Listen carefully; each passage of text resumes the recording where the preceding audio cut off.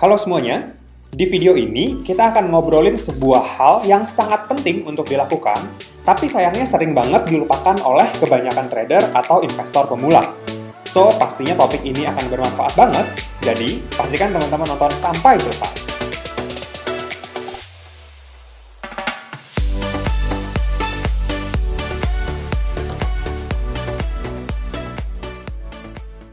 Pencatatan transaksi jual-beli, atau biasa saya nyebutnya jurnal investasi. Yes, ini simpel banget sebenarnya, dan memang terdengar sepele. Dulu juga saya mikirnya gitu sih. Ah, ngapain sih dicatat? Kan bisa kelihatan histori transaksi di aplikasi sekuritas. No. Ini jauh lebih penting daripada histori jual-beli yang bisa kita lihat setiap hari. Pencatatan ini bisa membuat kita lebih hati-hati, lebih mikir panjang kalau kita mau beli atau menjual suatu saham. Jadi ketika teman-teman mau entry, teman-teman bisa cek lagi catatan yang dulu. Jadi teman-teman bisa dapat insight, oh oke gak ya beli di harga sekarang? Atau nunggu nanti deh agak turun baru saya average down? Atau malah average up? Kemudian kalau mau jual juga bisa jadi pertimbangan, oh jual sekarang atau jual nanti ya? Siapa tahu nanti bisa naik lebih tinggi lagi. Nah, dengan mencatat ini, teman-teman bisa lihat tuh recordnya, beli di harga berapa, jualnya nanti di harga berapa, targetnya berapa, profitnya berapa, dividennya berapa, dan teman-teman bisa bandingkan apakah masih worth it untuk membeli saat ini. Nah, gitu ya. Kemudian dengan mencatat seperti ini, kita tuh bisa ngitung juga seberapa besar broker fee yang kita bayarkan serta pajak-pajaknya. Karena kalau transaksi terus, kita tuh nggak nyadar sebenarnya uang yang kita terima tuh masih kepotong sama biaya-biaya itu. Saya pun taunya setelah saya nyatet sih, ternyata setiap bulan potongannya tuh lumayan loh, sampai juta-jutaan juga. Nah, ini juga bisa jadi pertimbangan kan, apakah sebaiknya kita hold aja sahamnya untuk jangka panjang, atau better kita keluar masuk kayak trader. Ya, sebenarnya nggak ada yang salah dengan kedua style ini. Yang saya mau tekankan di sini, sebetulnya teman-teman bisa milih style mana yang lebih cocok sama teman-teman semua.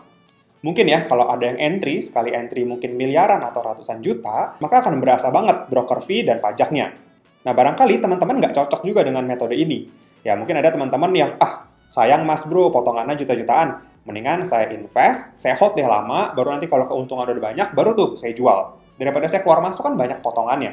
Ya itu boleh-boleh juga. Nah ini tuh bisa jadi patokan. Teman-teman tahu, oh potongannya segini. Oke deh, saya milih metode yang ini. Oh ya, sebelum kita masuk ke spreadsheet Excel-nya, saya mau say thanks dulu sama Bro Darta yang udah izinin saya untuk nge-share metode pencatatan ini. Oke, yuk langsung kita mulai aja ya.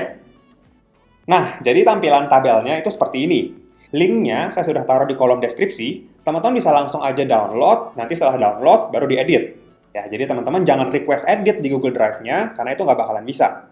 Teman-teman harus download dulu, save dulu di komputer atau di gadget masing-masing, baru deh edit di situ. Gitu ya.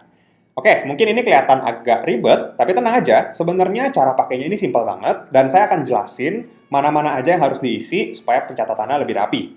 Gitu ya. Oke, yang pertama, yang paling penting, teman-teman harus isi dulu yang di bawah sini, fee sekuritas dan pajak. Pastinya ini harus disesuaikan dengan broker atau sekuritas yang teman-teman pakai. Kalau saya di sini pakai Ajaib dan Mirai, ini kurang lebih belinya dan jualnya di 0,15 dan 0,25. Ya, teman-teman bisa ganti aja. Kalau misalkan contohnya teman-teman pakai sekuritas lain ya, yang 0,19, teman-teman tinggal ganti aja. Nanti di sini udah otomatis bakalan masuk rumusnya. Gitu ya, nanti bisa disesuaikan aja. Jadi ini saya balikin dulu ya, jadi 0,15 dan 0,25. Kemudian, teman-teman lihat ya tabelnya. Ini ada warna kuning dan warna putih. Ini ya, yang kuning itu yang ini, yang putih itu yang kayak gini, sama kayak gini. Nah, bedanya apa? Yang kuning ini teman-teman jangan ganti. Ya, yang kuning ini sudah ada rumusnya, jadi kalau bisa teman-teman jangan otak-atik supaya rumusnya nggak berubah. Ya, yang kuning ini, kemudian yang di samping sini juga jangan diganti. Kemudian yang di sampingnya lagi ini juga jangan diganti. Pokoknya yang teman-teman boleh insert hanya yang putih. Oke ya. Nah, pertama paling kiri ada tanggal. Nah, ini untuk ngingetin aja teman-teman belinya di tanggal berapa. Misalkan ya, hari ini di 12 Januari, saya masukin. Kemudian saya pilih emiten sahamnya. Teman-teman masukin di sini ya, di kode emiten. Contoh, saya mau beli sahamnya Telkom. Kita buka ya, Telkom di Stockbit nih. Sekarang saya pakai Stockbit. Teman-teman bisa carilah data ini di mana aja. Bisa cari di RTI, di Stockbit, atau di aplikasi sekuritas masing-masing, itu bebas. Kita cari aja langsung, Telkom. Di sini sekarang harganya 3.510, turun 2,5%. Oke, turunnya lumayan dalam. Di sini saya mau beli ya, misalkan saya mau beli di harga 3.500. Saya mau beli berapa lot? Misalkan ya, saya beli 100 lot. Nah, di sini udah otomatis akan langsung kelihatan ya. 100 lot, harga 3.500, so modal beli saya harus ada 35 juta. Kemudian dengan fee beli 0,15%, saya harus bayar fee belinya itu 52.500. Di sini udah otomatis langsung kehitung. Oke, kemudian kalau teman-teman lihat ya, di sebelah kiri sini, di sebelah tanggal, itu ada PBV, Price to Book Value, ada DER, Debt to Equity Ratio, ada ROE, Return on Equity, ada NPM, Net Profit Margin, dan ada dividen, rupiah. Pasti di antara teman-teman ada yang nanya, Mas bro, kenapa sih harus ada informasi ini? Oke, akan saya jelasin. Informasi ini tuh penting banget untuk menentukan keputusan kita untuk membeli atau enggak. Jadi nanti kelihatan, ketika PBV-nya sudah semakin tinggi, nah kita bisa mikir, apakah masih layak entry di PBV itu? Kemudian nanti kalau DER-nya tiba-tiba naik tinggi, itu juga teman-teman bisa jadikan pertimbangan. Loh kok saham ini saya mau nabung di sini, tapi DER-nya hutangnya terus naik. Apakah hutangnya aman? Nanti teman-teman bisa cek juga. Gitu ya tujuannya. Kemudian ROE dan NPM, ini kan rasio profitabilitas ya. Jadi teman-teman nanti bisa lihat, oh kinerjanya semakin bagus nih, ROE-nya naik, NPM-nya naik, dividen juga naik, so itu bagus. Jadi itu jadi pertimbangan, oke deh, saya mau beli lagi meskipun harganya lebih tinggi.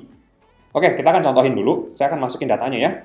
PBV-nya Telkom, kita masuk ke key statistik. Kita scroll ke bawah, PBV itu di sini ya, current price to book value ratio. Di sini 3,42. Kita masukin aja, PBV-nya saat ini 3,42. Kemudian di sebelahnya DER, Debt to Equity Ratio, hutangnya, hutang itu kita lihat di solvency ya, Debt to Equity Ratio 0,61 atau 61%. Kita masukin aja 61%. ROE, ROE itu Net Profit Margin, so kita carinya dia di bawah sini ya, di Management Effectiveness, Return on Equity 18,6%. Kita masukin 18,6%.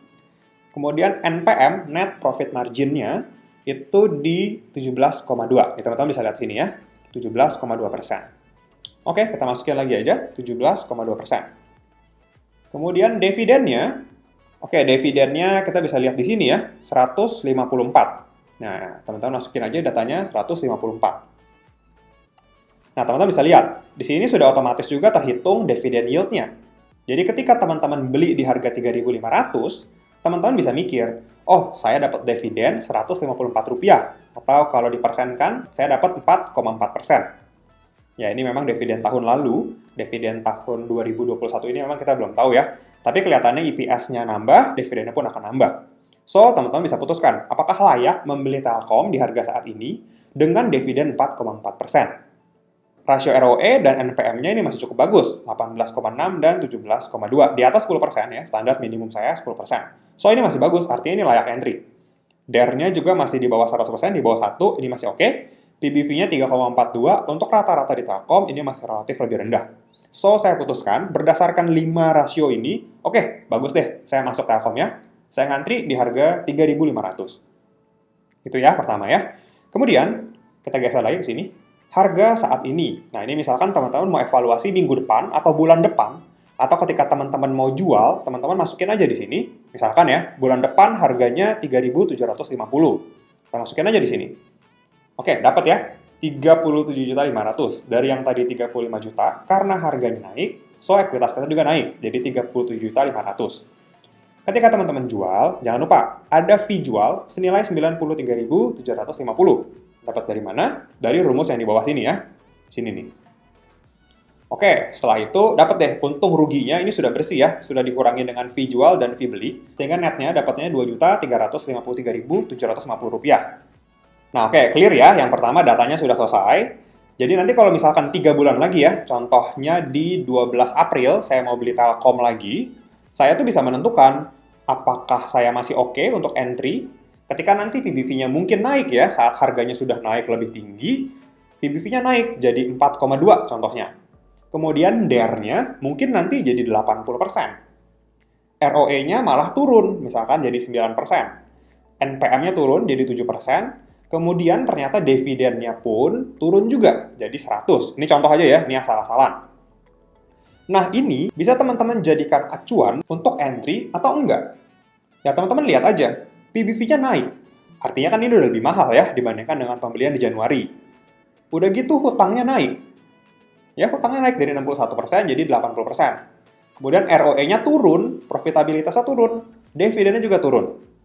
Ya, jadi apakah teman-teman mau entry ketika saat itu mungkin Telkom di 4.200? Apakah teman-teman mau entry? Nah, teman-teman bisa putuskan sendiri. Oh iya ya, harganya makin mahal, tapi rasio-rasio ini malah makin jelek. Nah, itu bisa teman-teman jadikan acuan juga. Gitu ya.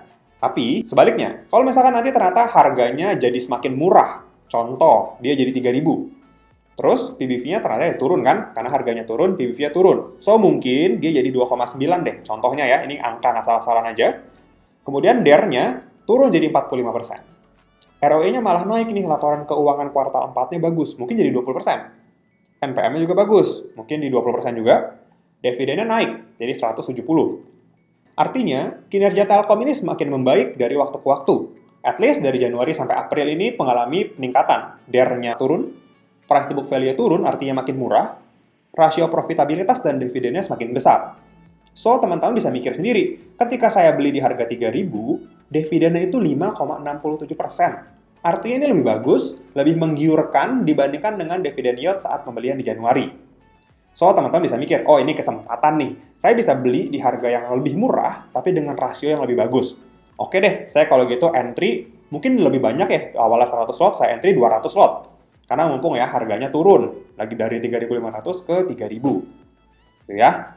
Kemudian nanti teman-teman update aja, misalkan setelah sebulan mungkin harganya jadi 3.100. Ya nggak apa-apa, naik sedikit ya. Teman-teman saat itu profit 2,92%. Nanti teman-teman bisa evaluasi juga apakah masih oke untuk di hold, atau teman-teman bisa jual atau ganti ke saham yang lain. Gitu ya. Kemudian hitungannya juga sama, fee jual belinya teman-teman bisa lihat di sini. Kemudian untung ruginya teman-teman juga bisa lihat di sini. Ya, ini untung ya. Tapi seandainya harganya turun, misalkan ini 3.100, terus setelah kita beli, saham kan nggak mungkin naik terus lah ya. Mungkin turun jadi 2850. Nah, teman-teman bisa lihat di sini. Dia itu jadi loss ya, jadi rugi, jadi minus. Di sini minus, di sini juga minus. Dari yang tadinya untung, kemudian karena di sini loss, ya udah loss. Nanti teman-teman bisa lihat ya, berapa persen keuntungan kita, berapa persen kinerja kita di saham Telkom. Pokoknya teman-teman lihat aja di kolom yang atas ini adalah summary. Ya, artinya kalau kita lihat di sini, teman-teman sudah beli sebanyak 95 juta, kemudian fee-nya, total fee-nya teman-teman bisa lihat di sini dan di sini. Ini fee beli, ini fee jual. Teman-teman juga bisa lihat kesimpulannya, teman-teman saat ini sedang loss ya. Di sini untung, di sini rugi, loss 878.000. Itu ya, kurang lebih ya. Teman-teman juga bisa adjust saja. Di sini mau dijual dulu yang pertama, itu juga boleh. Kalau teman-teman masih mau hold juga boleh. Artinya kalau hold, harga di atas pun harus diganti. Jadi 2850. Karena kan update ya. Lot yang pertama, pembelian yang pertama ini 100 lot, saya masih hold. Harganya saat ini 2850. Pembelian yang kedua pun masih hold juga. Harganya saat ini 2850 juga, artinya sama. So, ini teman-teman bisa hitung. Teman-teman saat ini lagi loss segini. Udah gitu ada juga fee yang nilainya segini. Ya ini kalau rugi ya, kita asumsikan aja bagus pergerakannya jadi 3.600 dan 3.600. Nah oke, mantap ya kalau kita lihat returnnya kayak gini.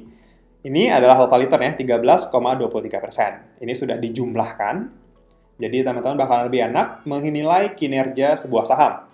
Ya, saran saya sebaiknya dalam satu sheet ini, teman-teman bikin untuk satu saham saja. Jadi seandainya teman-teman mau bikin untuk BBRI contohnya atau Bank Mandiri, teman-teman bisa duplicate aja sheet ini, teman-teman pindah ke sini, terus nanti namanya diganti. Ya, contohnya gini lah ya. Saya duplicate, kemudian di sini diganti namanya. Misalkan jadi BBRI. Ya udah, teman-teman hapus aja di sini. Hapus ya datanya Telkom, hapus yang putih aja. Yang kuning jangan dihapus, supaya itu rumusnya nggak hilang. Udah deh, teman-teman bisa pakai deh. Ini untuk BBRI. Jadi teman-teman kasih judul aja, sahamnya apa di sini juga boleh, BBRI. Ya, silahkan aja. Ini suka-suka teman-teman aja, ngaturnya gimana. Tapi menurut saya, ini sangat efektif untuk menilai kinerja portofolio kita. Jadi jangan sampai trading tiap hari, keluar masuk, jual beli, investasi, beli rutin tiap bulan, tapi nggak tahu returnnya berapa. Ya, ini adalah pencatatan pribadi yang saya lakukan saat ini. Ya memang sih, kadang-kadang masih suka kelewat, masih kurang disiplin lah ya untuk nyatetnya. Tapi yuk kita sama-sama belajar, supaya kita bisa sama-sama disiplin, dan bisa sama-sama jadi investor yang baik. Dan kalau menurut saya pribadi, memang ya, sheet ini lebih cocok untuk yang investasi jangka panjang. Kalau untuk trading, saya rasa agak kurang cocok ya, perlu penyesuaian. Itu agak susah nyatetnya, agak susah ngejarnya. Itu butuh kedisiplinan yang lebih tinggi lah ya. Ini cocok sih untuk yang investasi, terutama untuk dividend investing ya, karena di sini ada rate dividennya. Ini teman-teman bisa jadikan acuan juga kalau teman-teman suka banget sama dividen kayak saya. Itu ya. Teman-teman tenang aja, bisa download ya linknya di kolom deskripsi. Kalau teman-teman ada pertanyaan, teman-teman bisa langsung aja DM ke Instagramnya Diskusi Investasi. Di sini ya, teman-teman langsung search aja @diskusi.investasi. Teman-teman bisa langsung DM aja ke saya, nanti saya akan jawab pertanyaan dari teman-teman semua. Jangan lupa ya, teman-teman follow juga ya Instagramnya, supaya kita bisa ngobrol bareng-bareng dan bisa dapat update-update terbaru dari story atau dari feeds-nya Diskusi Investasi. Mungkin sekian dulu video kali ini, semoga bermanfaat. Jangan lupa di-share sama teman-teman yang lain, supaya mereka juga bisa dapat manfaat dari video ini. So, happy investing. Thank you. Sekian dulu ya video kali ini. Jangan lupa like, comment, subscribe, dan share video ini supaya bermanfaat bagi orang lain. Thanks for watching and see you on the next video.